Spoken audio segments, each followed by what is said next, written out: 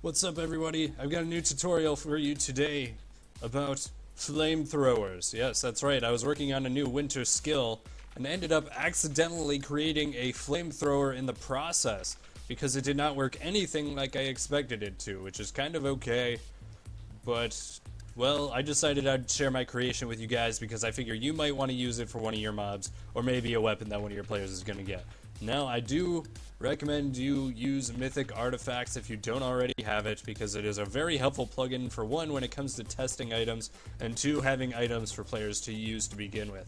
Very, very awesome. So I'm going to go ahead and show you what it looks like and what it will do whenever I actually use it. Because people might think that I'm just spamming one ability constantly, but this is actually just a two-part ability, which is pretty awesome. As you can see, there we go, now it's working. Look at this beautiful flamethrower. Of course, these are projectiles, so, you know, the fire doesn't render too awfully quick, so it just kind of takes a while for it to fade. But I promise you, there's actually a lot of projectiles in there, and if you don't believe me, let me go ahead and spawn in a mob for you, and I will show you. Ready for this? Check this out. A lot of projectiles. I have the damage down really low right now. I promise that pig isn't as strong as it may look, but, well, let's go ahead and just get this started. Now, first thing you're going to need to do is create an item. I have one here already created called my Fire Stick, ID 280, in case you need to know quickly for what a stick ID is. You can also make it a blaze rod. I don't know that one off the top of my head. You're going to have to find that out on your own. Sorry. But all you need to do for this is add one skill. I went ahead and named it Flamethrower 1 because it is a two-part skill. So skill Flamethrower 1 at self. Very important you add at self because otherwise it will not fire if you are the one intending to use it. Actually, any kind of skill that requires a skill to be done, it's always better to just use as self to begin with. So, on use, and after that, you're literally done. How awesome. Now next, we have the actual skill file, and I will explain every little part to you here. Okay, so we're going to actually go ahead and delete that. Don't even worry about that. So first off, your actual projectile. We went ahead and named it Flamethrower 1. If you have players using it, I highly recommend putting a cooldown on it. For the sake of me testing it, I decided to keep it at 0. But first, you're going to want to have projectile. Make sure to go ahead and set your on-tick ability to Flamethrower Tick. If you're using the same name as me, I'm just going to go ahead and assume you are.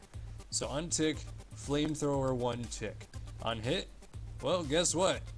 You don't even need on hit for this, to be honest. So next, you're going to go ahead and I recommend putting your velocity at 1. This is going to make it very slow, but if you remember that dark smoke puff that was at the very beginning, that's all that this is going to represent. Your interval, this is the update refresh rate. This is 1/20th of a second. It's very, very, very fast, but it's also very efficient for a good flamethrower. I highly recommend if you're going to have players running around with this, set a high cooldown on it and set a low particle amount. We'll get to that in just a minute, but you will understand why. Next, you're going to go and do your basics, horizontal radius, vertical radius, 1, 1, yada yada. This is very important right here. Hit non-players. Actually, I guess this isn't the important one, but actually, yes it is. Make sure that's set to false, because if you hit an animal with the first projectile, your second projectile is just going to stop instantly. I put the max radius to 4 because max radius of 4 with a velocity of 1 still takes about 5 seconds, and 5 seconds where you're shooting off fire every 20th of a second is really, really friggin' fast. So, a last important thing, 2 important things actually, stop at block, make sure that is set to false, because last thing you want is it hitting a block and then your flamethrower short-circuiting just because your first projectile stopped, because as long as your first one is still going, your second one is going to continue to go. And make sure you have it set to at target location. I mean, it's just best to do it that way for projectiles, to be honest. You can do at target if you choose, but that's going to make it not fire unless you're looking directly at something. Target location will fire regardless of where you're looking. Good thing to keep in mind. Okay, so Flamethrower 1 tick. Here, you don't need this particle line. I set this as a tracer so I can see exactly how slow it'll go and how far it'll go. So, for example, I'm just gonna go ahead and throw in some hashtags all down here. So, let me go ahead and reload this. This is your first projectile here. As you can see, it's very, very, very slow, and, well, it's not gonna hit anything. But this is literally your timer. However long you set this to go on for, within the radius, of course, remember that. Your velocity and radius determine how far this will go and how quick. But my timer is basically like 5 seconds here, roughly, and then it's done. It's a very good tracer to use for timing, so make sure to throw that in there if you just want to keep testing. After that, you really don't need it anymore, so I'm going to go ahead and throw a hashtag in front of it, and we're going to go ahead and get on with the rest of the skill here. Within your flamethrower tick, you're going to want to add another projectile here. On tick, flamethrower 2 tick, because we do not want it to be going on forever if you accidentally put the first one in there. So go ahead and put flamethrower 2 tick. You do want on hit on this one, flamethrower 2 hit. Velocity, this is going to be how fast it shoots out. So this one I recommend putting up high, 20 interval, it's going to stay 1.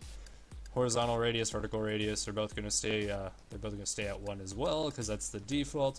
Hitting on players, make sure that is set to true. Stop block, you don't really have to put it because it's defaulted to true. Max radius, I put to 10 because I don't want a flamethrower that shoots out really far. And your stop forward or your start forward offset, I went ahead and put at 0 because it looked kind of funny seeing it way out in front of players. It's totally preference right there. But anyway, it's very important you have the hit non-players set to true and the max radius set to whatever you want it to be. I prefer 10 because I think a short flamethrower is much better for some sort of like boss mob fight because you're going to be up close and personal to begin with half the time. Make sure this is also set to target location. That means it'll fire wherever you're looking. Next, you're going to get to your tick skill, which was right here, flamethrower 2 tick. This is just the particles. These are the actual flames that come out of it. Very important, of course, if you're using a flamethrower. If you plan to use snow, you can use, like, I don't know, snow shovel or whatever it was that worked. And then last, make sure to add a damage skill. Flamethrower 2 hit, damage 2. This is what's going to do the damage to him. Here you can literally add whatever you want. It doesn't matter. This is just the end game of the flamethrower. So you can have it damage them, potion, slowness them, ignite them. You know, you can make it do whatever you want. That's totally up to you. But this is basically the gist of it. You've got a projectile, and as long as it's going, it's going to keep shooting other projectiles, which are your fire. So let me go ahead and save this. And once you have all of it set up, it's going to look like this. It's pretty friggin' awesome if I do say so myself. And as you can see, it lasted about 4 seconds. This is me after I turned off the little tracer thing. I think it looks pretty awesome. I mean, check this out.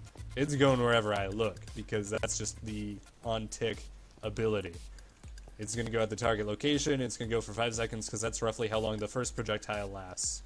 So, there you have it, everybody. There's your flamethrower. You can add it to mobs if you so choose, but I like having it on a stick, because that means I can test it whenever I want, as often as I want. Pretty awesome to me. So if you like this video, feel free to go ahead and give me a like and subscribe, as I will be having a lot more tutorials to come with the things that I accidentally discover, and you are more than welcome to add them to your creation. If you do, you should definitely add a link to your creation showcase in the comments section below if you want to, of course. If you want to keep your creations private, I definitely understand that as well. However, that is not my goal of my channel, so I will be sharing everything with you all because I want to see your creations flourish. Like I said, that's all I got for you today, and if you have anything you want requested, any kind of mechanic or anything like that, go ahead and send me a message. I will have my Discord in the description, as well as my server IP, and, well, yeah, you can always comment or message me on YouTube. That'll work as well. Thank you guys so much for watching. I hope to see your creations in the future.